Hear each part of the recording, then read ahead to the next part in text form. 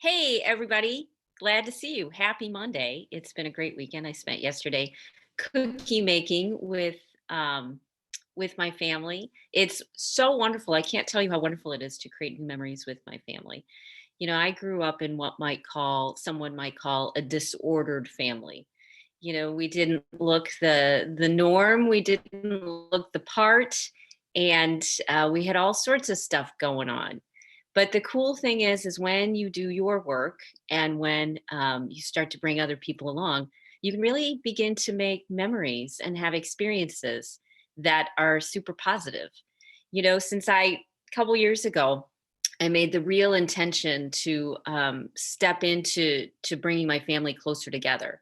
Because there'd been so many challenges when we had grown up, and it's wonderful to finally be able to make these memories um, that we hadn't been able to make before.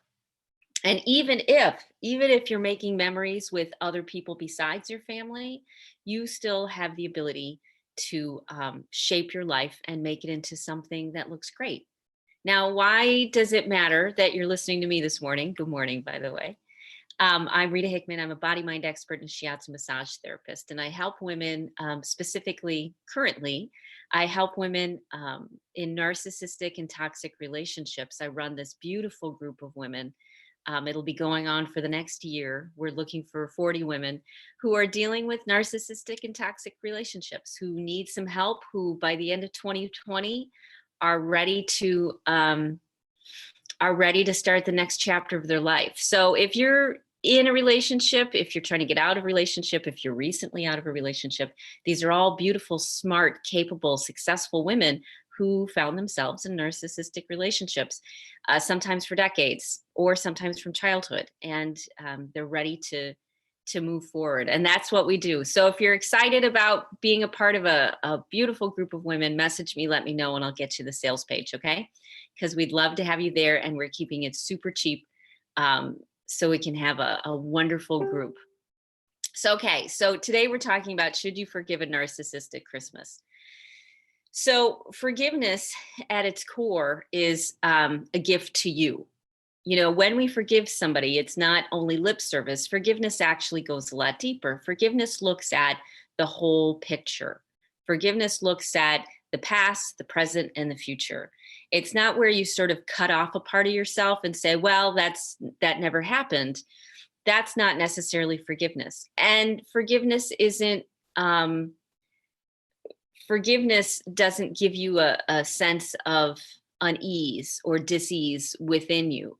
Forgiveness is where you look at the situation through realistic eyes, through who this person is, who you are, where you came from, what's going on, and you find a sense of peace around it. It doesn't mean that you walk right into a relationship. If your family of origin is still extremely disordered, and you struggle with that, then that's not the place for you to leave yourself vulnerable, but you can forgive them. And forgiveness is really you. Forgiveness is really a gift that you give to you. Now, here's something else to think about, though. In our fairy tale world, where Christmas happens and magic happens and mystery happens and it's beautiful and amazing and wonderful and such a magical time of year, we're tempted to take all of the sins or all of the things and to say, well, why can't we just forgive? Why can't we just put it down? I think I'll just forgive everything. I want to move forward. I want to put it behind us. Well, it's not necessarily the wisest thing to do forgiveness that way. Forgiveness with a narcissist is a dicey proposition. It's a fine edge. Forgiveness that shuts things out, forgiveness that cuts things off, forgiveness that's still coming from a place of anger, isn't a forgiveness that will benefit you. Forgiveness that comes from an inner sense of peace, an inner sense of confidence and security, that's the forgiveness we're looking at. So the deeper, more mature, more evolved love and forgiveness isn't about trying to make somebody different, and isn't about whitewashing their issues, and isn't about giving them a pass, and isn't about leaving yourself completely vulnerable to them. That kind of forgiveness will set you up time and time and time and time again for a horrible fall, because then you're still deluding yourself. You're still thinking that somehow this person, this narcissist, um, doesn't have the issues that they have. And they have very real issues, mental issues, physical issues, emotional issues, wiring from their past, PTSD. There is a lot going on. And for us to kind of whitewash it and say, well, let's just forgive everybody at Christmas, it doesn't do you a favor. It doesn't do anything that's good for you, because that's a forgiveness that still victimizes you and leaves you in a place where you can, get stabbed in the gut and stabbed in the back and slapped in the face and have all this stuff happen. And even though it feels magical and wonderful around Christmas because everybody's in a better mood, you need to know that a narcissist behaves in patterns or waves. So this is a high point. If things are going well, it's a high point. If things aren't going well, it's a low point. But it doesn't mean that they're going to stop, doing this whole pattern. It's a pattern of living. It's a pattern of being based on who they are and based on their past. So forgiveness of the I just want to move on and let go of this. Why can't I let go of this? So I'll just forgive, and it's magic and you're being nice to me right now. That doesn't serve anybody. But a forgiveness that looks at a situation, doesn't kid yourself, looks at the benefits and the drawbacks, recognizes that we're each partially responsible for everything that happens. And when we come to that sense of knowingness, that sense of alignment, that sense of inner peace, that's the forgiveness you're looking for. Because then you can still protect yourself from a narcissist, because you don't whitewash them. You look at them through very real, true, clear eyes. You say, aha, this is who you are. This is just the way you are, and it's okay.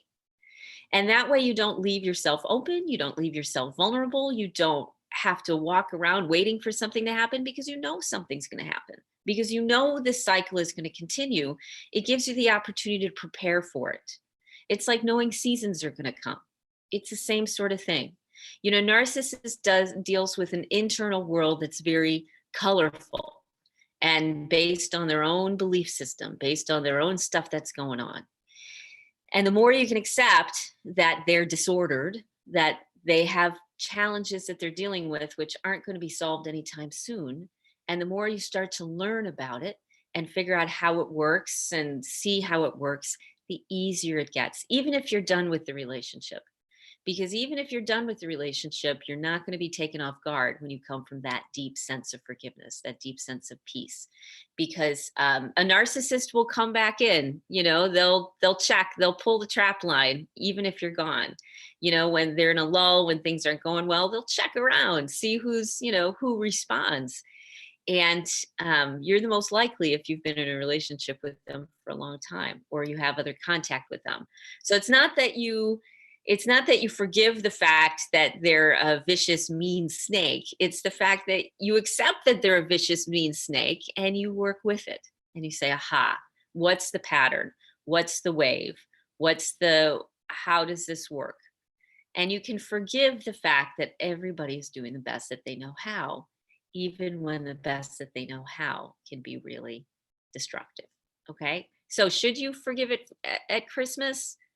Yes, but only if it's a forgiveness that gives you peace.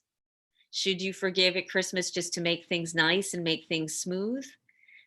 No, because that will leave you set up for a painful fall when the energy shifts again, when something goes wrong, because it'll be unexpected. So even if a narcissist says, I'm so sorry, this is terrible, I'll never do this again, you need to look at the situation realistically and forgive it realistically, and not from a place of, oh, maybe it'll work out. Okay? So I will see you tomorrow morning. It'll be wonderful, Christmas Eve. I'm looking forward to it. Please share this, pass this on for women who are dealing with toxic and narcissistic relationships.